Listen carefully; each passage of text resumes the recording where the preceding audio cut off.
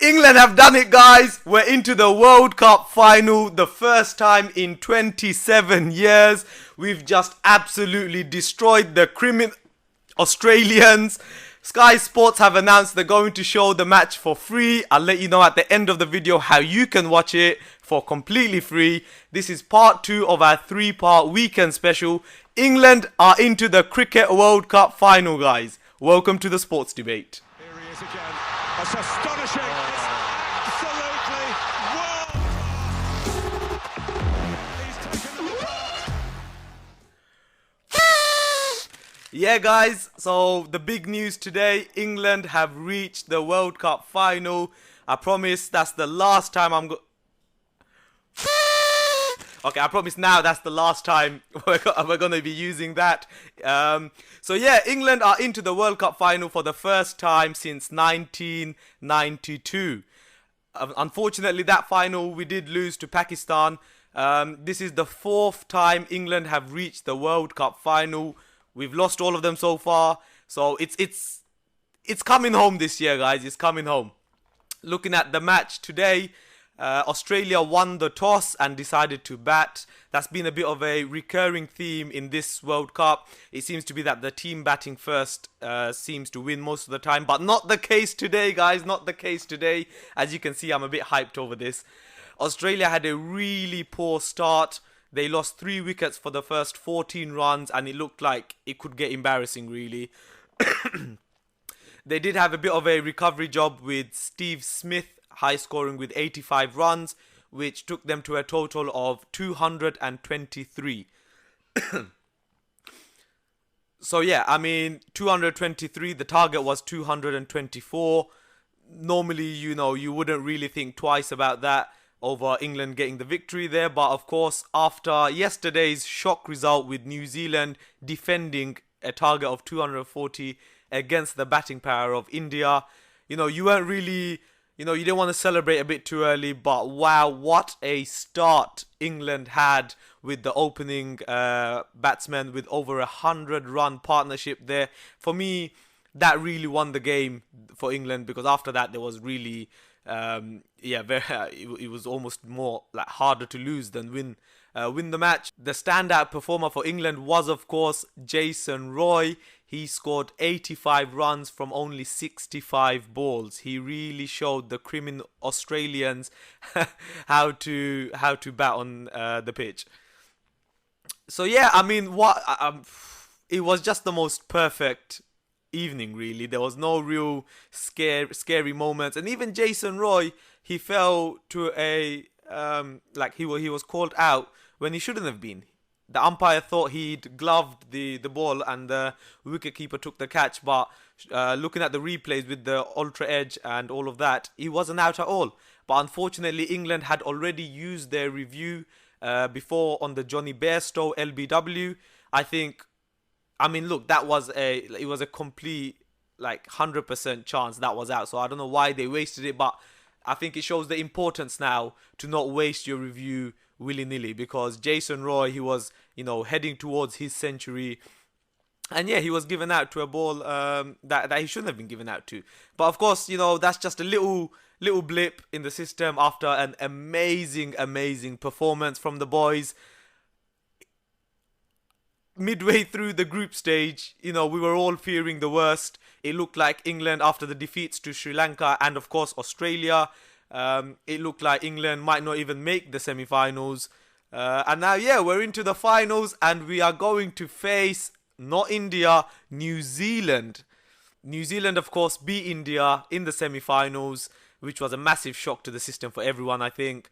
Looking back on it, Virat Kohli, I mean, he is, known to be one of the greatest batsmen, but he needs to look at himself in these big matches, because he's played in 3 semi-finals now, in 2011, 2015 and 2019 this year, and he scored 9, 1 and 1. So that's a combined total of only 11 runs in 3 semi-finals he's played. But yeah, I mean, great performance from New Zealand. Their bowling lineup is really strong. But of course, so is England's. And England's batting lineup, for me, is just so much better than New Zealand. But they do have Kane Williamson, and he is on form. Looking at the leading top run scorers this World Cup, Kane Williamson is in 5th with 548 runs. Our very own Joe Root is 4th with 549 runs. We've got Shakib Al Hassan from Bangladesh, 3rd on the list with 606 runs. We've got David Warner with 647 runs. He was only one away from the leading run scorer Rohit Sharma from India with 648. So David Warner missed the chance to go top today by falling only one short of Rohit Sharma. This of course means in the final now, if either Joe Root or Kane Williamson were to score centuries, they'd most likely be the top run scorer this World Cup. I mean, that's a little personal achievement. I'm sure they don't care themselves. They just want to get their trophy for the country. Now, of course, England and New Zealand did play in the group stage, with England absolutely annihilating the Kiwis. They won by 119 runs in that match. England scored 305, and in reply, New Zealand only managed to get 186. Of course, one thing to remember from that match was that New Zealand, of course, did not need the victory. They were more playing for the run rate, because that's what they were in danger of from Pakistan. So they weren't really ever chasing 305. They just wanted to get as many runs on the board. So the final could be completely different. Looking at the head-to-head between the two teams, they've played 9 times in World Cup matches. New Zealand actually lead the head-to-head 5-4. Of course, England won the last one in this year's group stage. But before that, New Zealand had won 5 consecutive matches against England. Going into the final, of course, England have to be massive favourites. They're the hosts. They're the pre-tournament favourites. With that lineup, if England don't win it this year, I don't think we'll win it for many years to come. So we have to win it. I think we will do it, but of course, you know, looking at the semi-final result with New Zealand and India, and sports in general, you can't take anything for granted. It's who plays best on the day. The final will be in Lords in London this Sunday. The coverage starts at 9 p.m. The match will begin from 10:30 p.m. It's very important, in my opinion, who wins the toss, because I believe whichever team wins the toss, they are going to bat first.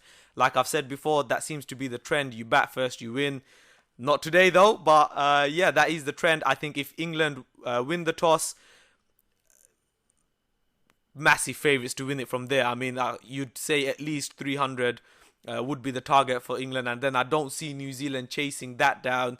If New Zealand were to win the toss, then England would probably have to restrict them to 250 or below to, you know, have a really good chance of that. But yep, like I said, the first time in 27 years, England have reached the Cricket World Cup final, guys. This is the 4th time England have reached the final. New Zealand, this is their 2nd time. They did reach last World Cup's final in 2015. They lost that to Australia. So yeah, they've made back-to-back finals now.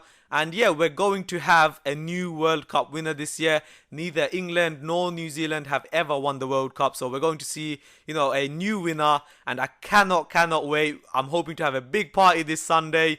We've, of course, got so much sports going on Sunday, sorry. And yeah, hopefully England can do it. I think, yeah, winning the toss is very important. And then getting a score of 300 on the board. If New Zealand were to bat first, then I think it's crucial to bowl them all out for 250.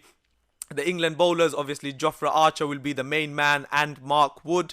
Jofra Archer has taken 19 wickets this World Cup. He's 3rd on the list behind Mitchell Starc and Mustafizur Rahman from Bangladesh. We've also got Mark Wood from England on 17 wickets. So is Trent Boult from New Zealand. Obviously, they've got a strong bowling lineup as well, with Lockie Ferguson on 18 wickets. So yeah, we've got some great bowlers. We've got some amazing batsmen on display. Of course, you've got Jason Roy, Joe Root from England. We've got Butler, Stokes, and then from New Zealand we've got Williamson. And I think even like Guptill, he needs a performance. He's underperformed greatly with the bat this World Cup.